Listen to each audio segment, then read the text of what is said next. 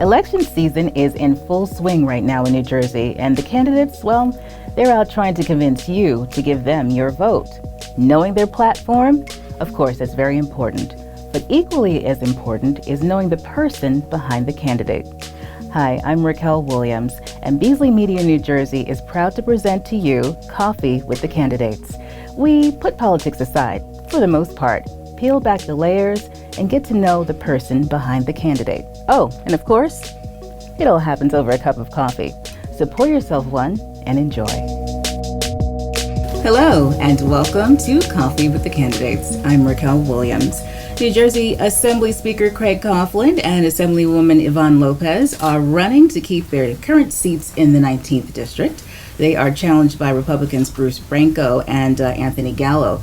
Both of them, the Democrats, the incumbents, are here with us today to allow their constituents to get to know them beyond the politics. We start things off with Assembly Speaker Craig Coughlin. Welcome. Racquel, hi. How are you? It's so nice to be here. I'm well. Finally, we get to talk, not about politics. We get to hang out and actually have coffee. Exactly right. It's so nice to have a good cup of coffee with you and to say hello. Are you a big coffee fan?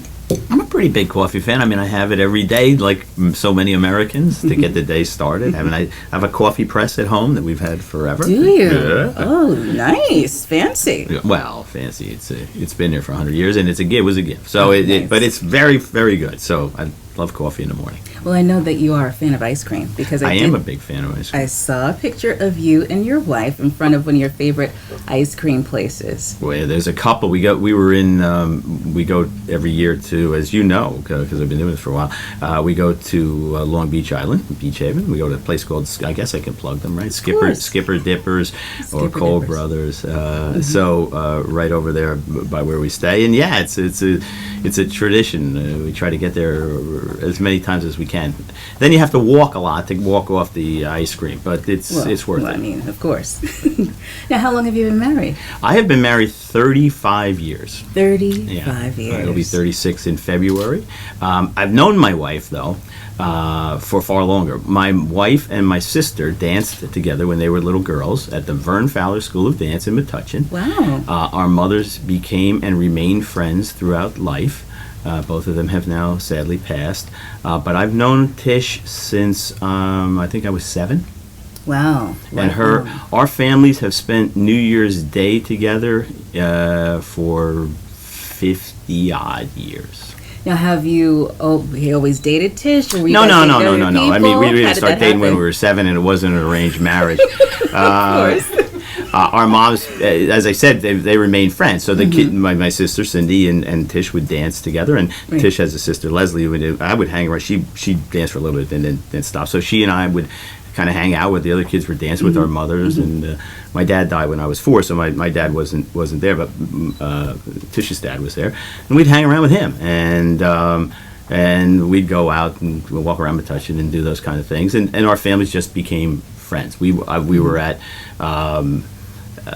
each other's birthday parties. Tish's mom was at my high school graduation. Okay. As I said, every New Year's Day, her family would come over, and her dad and I were the only two. I have a sister, and my mom, as I said, my dad died. We were the only 2 boys. So on New Year's Day, we'd watch college football all day together, and it was just a wonderful family relationship. And then Tish and I started to date when we got out of. When I got out of law school. It was my sister had a New Year's Eve party, and we'll leave it there. All right. So who asked who out? Was it Tish or you? Oh no, it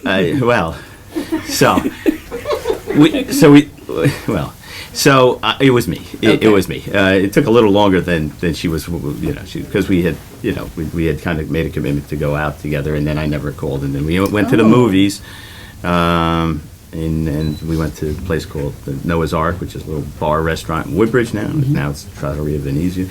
And the rest, as they say, is history. We got engaged the next July. It wasn't that July, a year from that July. Then we got engaged. Okay. 35 years is quite a long time. So what's your secret? Do you guys go out on dates? Do you have date nights?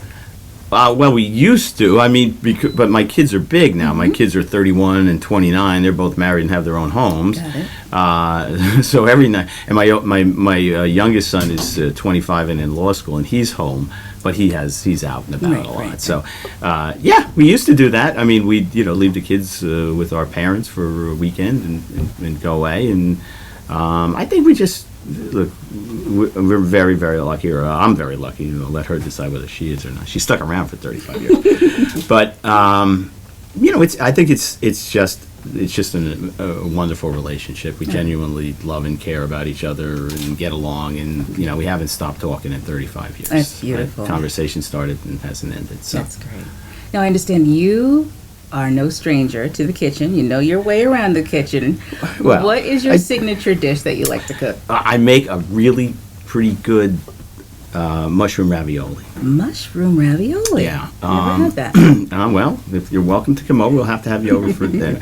I got the recipe on Pasta and Politics when I was there was a show where they bring people on to politicians to cook. I've always liked to cook, and I always loved mushroom ravioli, and was working on that dish, and so I'm not bad at that. But other than that, I don't need. I'm not a chef by any stretch of the imagination. I'm not a fancy cook, but I make a nice mushroom ravioli and open a good bottle of wine. Oh, sounds good. Now, I also understand that your childhood dream was to become a sportscaster. Is that true? That is absolutely true. When I went to college, I was going to be the next, Marv Albert, and that didn't. At one point, I decided my voice wasn't good. People had deep voices back then. I really didn't have a very deep voice, and so I decided, for whatever reason, there was that. I decided to go to law school. I was going to try and save the world, and having done neither, I did. I am the sportscaster now, though, for Channel 35 in Woodbridge, so I do get to do the high school sports, and the mayor and I do lots of games together, and I've been doing it for, 20 years or something. It is the most fun of anything I do that somebody calls work. Gotcha. It is, it's just great to be around, if you love sports, and I do, to be able to talk about games and talk about the fantastic kids who play, because they really are terrific kids, and if you get to interview them afterwards, you'll find out how sincere they are and what nice kids they are. So it's just great, and I've done. It's led me to be able to do fun things. Gone on one Colonia. There's 3 high schools in Woodbridge: Colonia, Woodbridge, and JFK, and they've all had some great runs in different. The Woodbridge football team has been terrific at times. The Colonia basketball team went to the state semifinals, and JFK has won a state championship in baseball. So we've had a chance to do all of those things. It's great fun to do. Okay.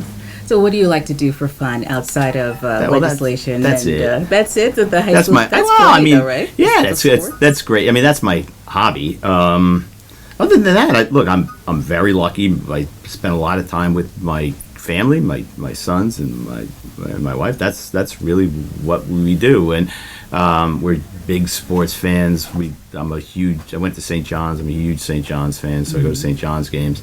My kids are all sports fans. My oldest son worked for the Brooklyn Cyclones. My middle guy works for CBS Sportsnet, and the youngest guy wants to be a sports agent. So politics and sports is basically what we do. And my wife is a rabid fan. She and my son have Mets tickets, and they go there. So that's what we do, and I do sportscasting, and every once in a while I make mushroom ravioli. Very good. What would you say is special about the 19th district that you serve? Well, I have had the great fortune of living there all my life, except for the couple of years I was in school and had an apartment in Queens. And it is a place where it is genuine. It is embracing. It is a place where people care about each other and know each other. It's a place that I know, I think, as well as you can know a district. I have relatives my mom grew up was born and raised in Perth Amboy. My dad was born and raised in Cedarville. We grew up in South Amboy. I had my mom had had an aunt that we went to visit in Carteret all the time. So I've spent that, and I have relatives, I still think, in every town. But it is a place like that. And let me give you an example. Well, as I said, my dad died when I was 4. He was a volunteer fireman. And I had a wonderful life. My mother would never once complained about not having a husband. She was 35 when Dad died. My sister and I was 4. Cindy was 3. And the firefighters would continue to invite us to the Christmas party. So, just to make sure, because we were part of the family, wanted to make sure we had guests. Now, we were blessed. We never, my mother, I've only come to understand how little she took for herself, but I never thought we were never, wanted for anything. But that was part of the community. It was part of what they did. It's part of what I learned growing up, right? Not from doing that. They would, the firefighters came to my house. I remember the repass, as a little kid. The firefighters came to the house, parked the truck, and the kids got all to ride on the thing. When I was 18, it was just assumed that I was going to be a firefighter. So I was. I was a volunteer firefighter for a while. And that's the kind of community. And that's what I think is the same in all of the towns. Now I live in Woodbridge. And it's the same community. Your children's parents, your kids' friends' parents become part of your social structure. Right. And that's what you'll see. They're embracing me. I can tell you people who go out of their way to help other people in the community, right? Because it's who we are. Even a big town like Woodbridge, 100,000 people, 103 now, I guess, in the last census. People still are involved when you and care about people at a very fundamental level. And it's true in Carteret and Perth Amboy and Cyril as well. And yet it's a vibrant place, right? Woodbridge is a thriving, buzzing community. Perth Amboy, you want to see a place that's alive, go down Smith Street on Saturday afternoon in Perth Amboy, and you'll see a business district that is rival of any place. Same in Woodbridge. If you go up in on Wood Avenue, a place like that. And all of those towns have the kind of vibrancy and a commitment. So that's what's special about my district. And it's also physically beautiful. I mean, Perth Amboy's waterfront is spectacular. It's $1 trillion waterfront. We circle the Raritan Bay. South Amboy now has a beautiful park along there, building a walkway. There's some pretty places. Carteret Park is as pretty a park as you can find. Yes. I love my district. I can tell. And I also know that food insecurity is a very big passion of yours. I want you to explain a little bit more about why you're so passionate about feeding the hungry. Well, I guess, because I think first of all, I think New Jersey is a great state. But I think if any state or nation wants to be great, then we have some fundamental things that we have to do for people. These aren't even obligations in terms of that, but these are like moral commitments, and one of them is to feed people. I think people have to be fed. They have to have a place to live.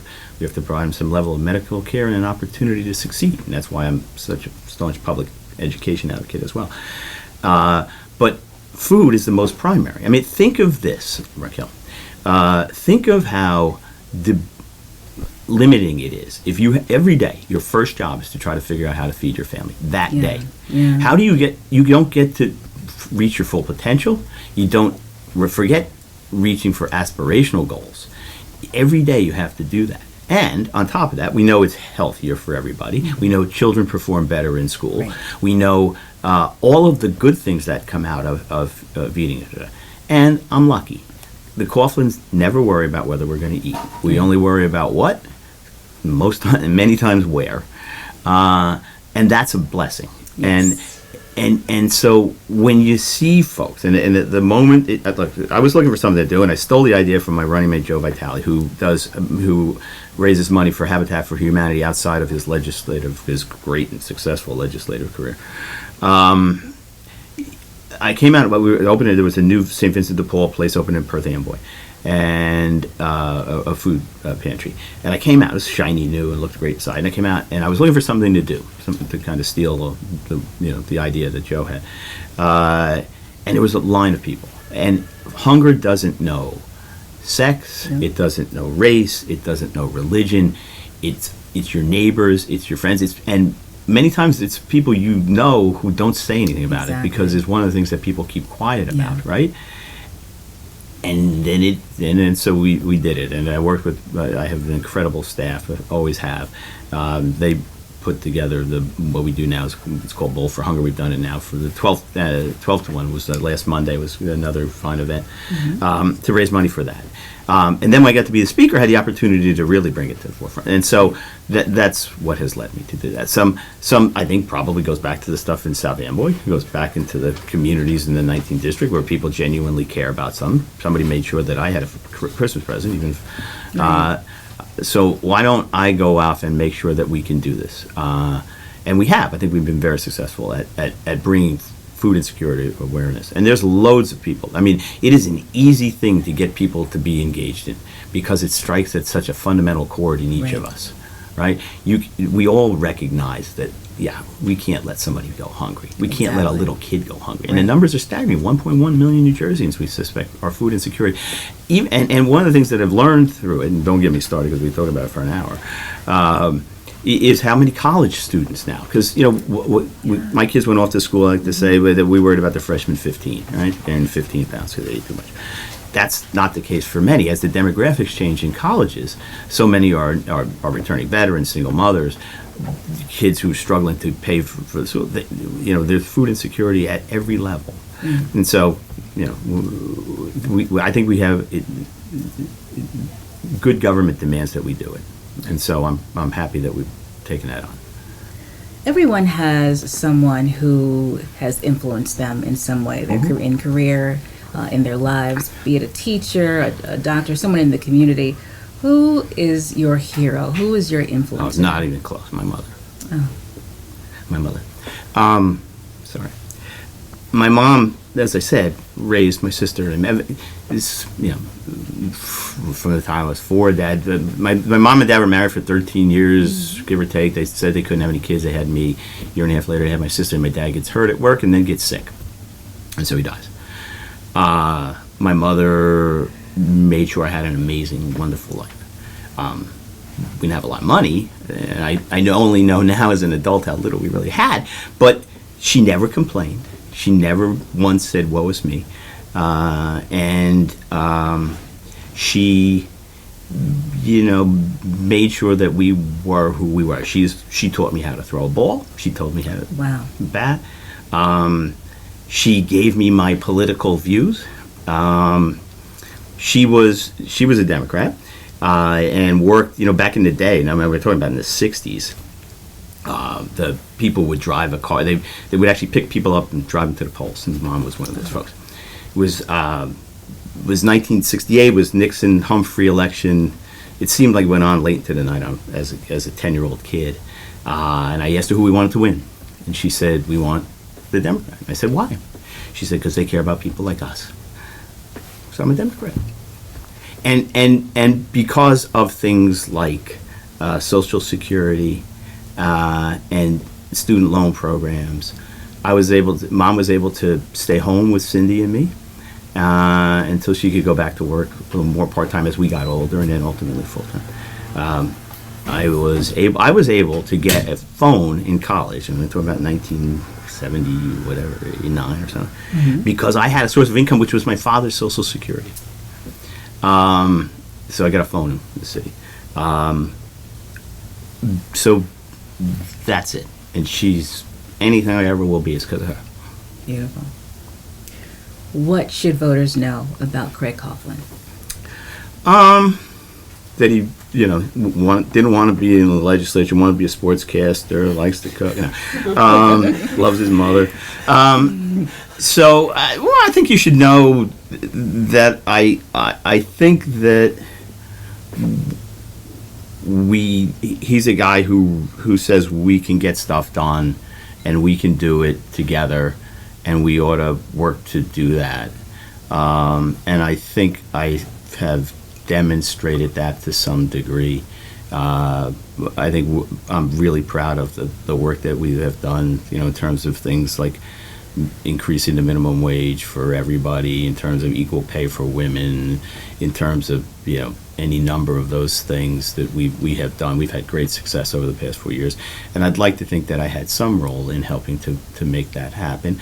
I also think that I think we're best when we do it together, and so I've tried to work with my colleagues on the Republican side. I've tried to include members of our caucus, and in a way that I try to, one of the challenges we face is to make sure New Jersey the legislature ought to look like the state, right? Right. And so we've done, I think I tried to, increase people in chairmanships and bring people on my leadership team. I have one of the people that a real star. You'll get to talk to her in a few minutes. Is Yvonne Lopez. She was somebody that was recruited to be on the ticket, and has been great. And so that while that wasn't my doing necessarily, I think that embracing the notion that we ought to do things together. I try to work well with the Senate President and with the governor, and I think that's probably who I am. Okay. I think we have a pretty good picture of who you are. Thanks for your time. Speaker Coughlin, thank you so much. Good luck in November. Thanks so much. Bye-bye.